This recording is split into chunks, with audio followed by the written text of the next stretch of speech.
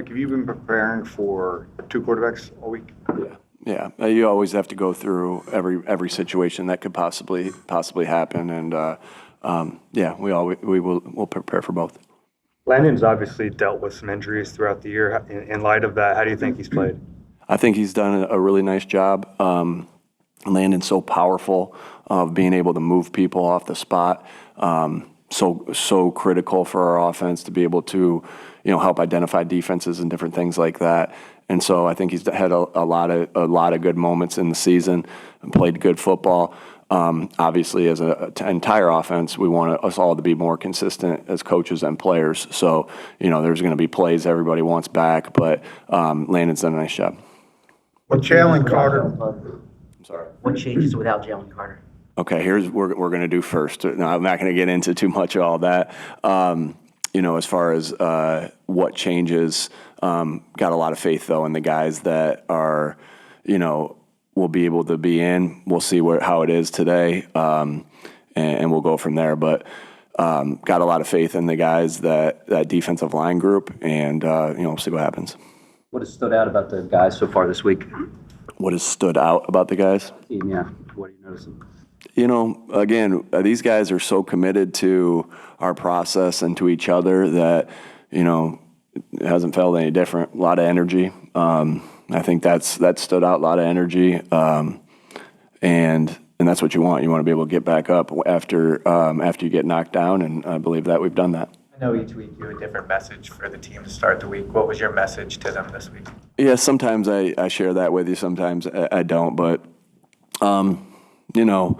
we just talked about, I'll keep that in-house. I'll keep all that in-house. But, obviously went over our keys to victory for this week. Things that we have to do to attack the Chargers, things we got to stop on what they do, both offensively, defensively, special teams. And sometimes there's not always a message either. It's a hey, here are the keys to the game, and you say something else right there. But any message that I ever give, though, Elliot, is going to be you can always be like, well, he either talked about tough detail, they're together today, and you can pretty much take that to the bank, because I'm going to be very consistent with that and know that the things of tough, detailed, and together are critical for us to be successful. Jordan Davis had mentioned that same word yesterday, energy. What was different this week? Because he was making a big deal of that. You just brought it up.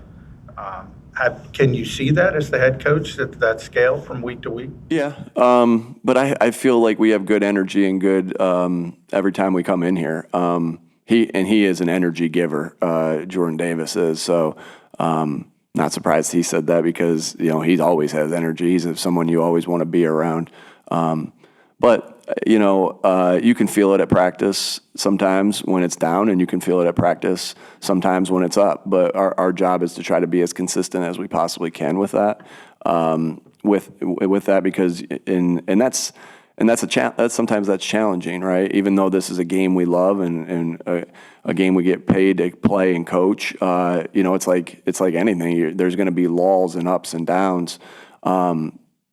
But it is something, when all the guys love it like we do, it makes it even easier to come in energetic every single day and know that we have a good opportunity in front of us, and we're really looking forward to getting out there and playing on Monday night. How's Lane progressing? Yeah. Well, he works his butt off in every aspect of his game that he does. He's continuing to get better. Not only does he work his ass off with the weight room, the film room, the practice field, that's also, you can't shut that off. It's also going to be with his rehab process. Matt's going to do at Penn State. Yeah, I'm really excited for him. And the opportunity that he has, well-deserved. Phenomenal football coach, phenomenal person, great family. I've been an Iowa State fan for the last 10 years. There's when you're coaching football yourself, you're not a fan of anybody really, right? And so you lose that ability to be a fan. But W&J, I'm checking their score every week for my brother. Mount Union, I've checked them every week. I'll always check my nephew's football team, Southwestern. Always check Iowa State and Toledo, but I got to switch Toledo now too because Jason Candle got the job over there at UConn. So, yeah, I think the guy who probably doesn't get enough credit, now he does from us, of that is we all went to school at Mount Union for the various degrees that we went to. We didn't know we'd leave in a doctorate degree of football coaching. So Larry Karras, deserves a lot of credit for, all of us being in these positions right now. So really excited to be able to take a drive down there and talk football with him even more. We can do it on our phones, but now I can go watch a spring practice or something like that. I think if the rules allow you to, I don't know how that actually is.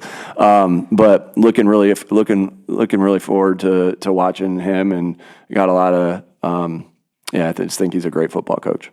Last time the team was in this position, back-to-back losses, a really good performance against the Vikings to snap that streak. Can you pull anything from that week, from that performance, and apply it to this week? Every game's a little bit different, obviously, as you guys know. But it is just, the constant message is always about resiliency and facing adversity. That's just something that, is critical for any endeavor in life. Of you're going to have ups, you're going to have downs, and being able to get up and get back to work. And so you draw from that, and that's part of the toughness thing, as far as the message, it's part of the toughness thing. It's not just physical toughness, it's mental toughness, it's relentless effort. So yeah, you draw from that and those experiences of your culture. You and Harbaugh are the two highest coaches in winning percentage. What do you know about him? What do you, admire about his coaching? And as a Michigan fan growing up, did you follow Jim Harbaugh? Yeah.